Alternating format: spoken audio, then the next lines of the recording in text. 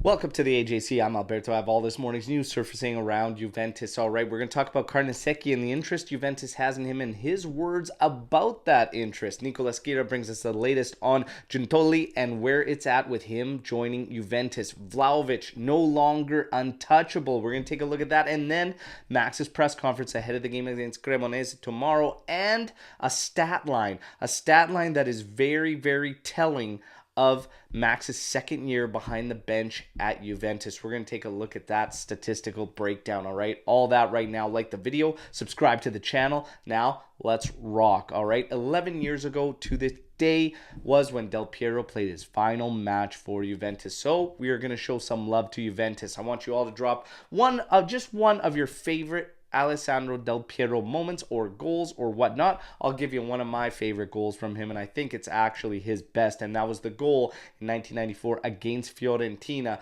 where it was a long ball over the top, and he took it over his left shoulder and hit it with the outside of his right foot, putting it short side. Absolutely one of the most incredible goals I've ever seen, and still to this day. Grazie Alessandro Del Piero, King of Turin, for everything. All right, now Carnesecchi, the interest from Juventus. He has confirmed the interest from Juventus and his words about it and his future. It is said that dreaming is free.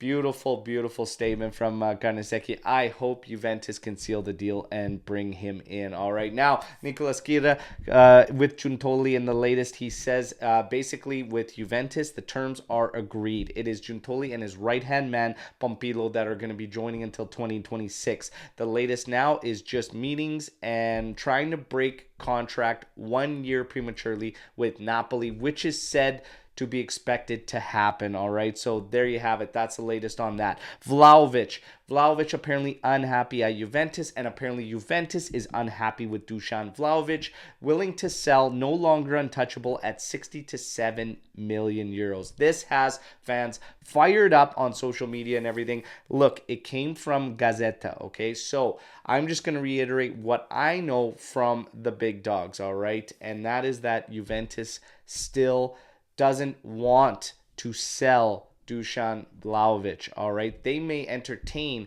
big offers. I don't think 60 to 70 million euros is going to be around what they consider big to let this guy walk, all right? Everything that I have heard from the bigger guys, Mirko Di Natale, Romeo Gresti and such, is that Juventus does not want to sell Dusan Vlahovic, so take that with a grain of salt. However, this does not stop Dusan Vlahovic from potentially turning in a transfer request in the summer. All right, so from Juve's side, I'm hearing that they don't want to sell, but the player side is wide open, and that's for me where it becomes 50-50, because Dusan Vlahovic could very much ask for a transfer request in the summer, and I would not be surprised, to be honest with you, all right? But that's the latest.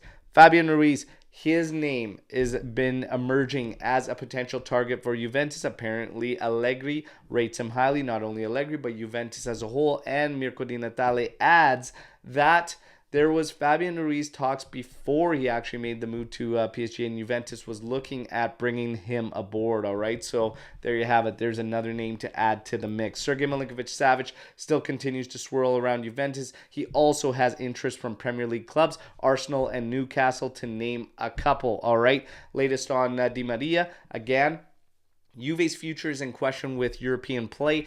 Barcelona is looking at potentially adding Di Maria to their squad, all right? So, again, a lot of uncertainty. We have to see where the dust settles come season end. Right now, it looks like Juve's main priority, which I believe it should be, is getting Giuntoli in, all right? So, that's the latest. Max's press conference ahead of the game tomorrow against Cremonese. He says, these are the most dangerous matches, and we have to treat it with great respect. This had fans fired up and saying, what are you talking about? It's Cremonese. But he's not wrong in a sense that these are tricky when obviously your mind is still on the semifinal of the Europa League, which is critical for Juventus. But these league games are critical as well, because we know we're going to face another point penalty. That is going to come in May 22nd, and we're expecting somewhere around 9 points. Could also be potentially 12 points, somewhere in that range, all right? So winning out in Serie A is critical for Juventus, as is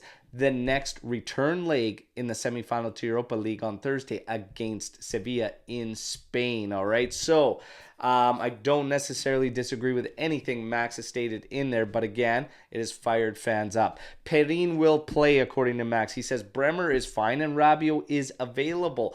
Pogba's condition, he says, is improving. However, if they ramp up the minutes, as everybody wants Pogba out there more, especially with all these great showings that he's given to us and little cameos and whatnot, he looks better and better and better each time we see him on the pitch. However, Max says it's concerning with his recovery if they were to ramp up how many minutes they give him. So they're taking it slowly and being cautious, all right? But Pogba is making a difference coming off the bench. He is exactly what we need for longer periods and stretches in the game.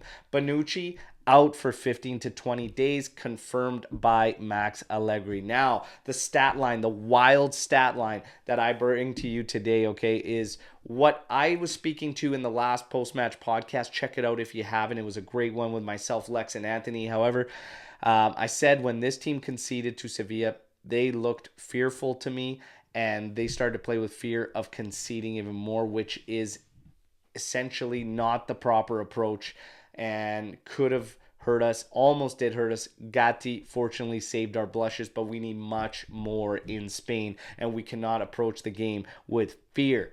Wild stat line is this: in 28 matches this season, Juventus has conceded a goal. Now, in 9 of them, they have conceded after going 1-0 up, and the record in those games when Juve is first to score is 4 wins, 4 draws, 1 loss. However,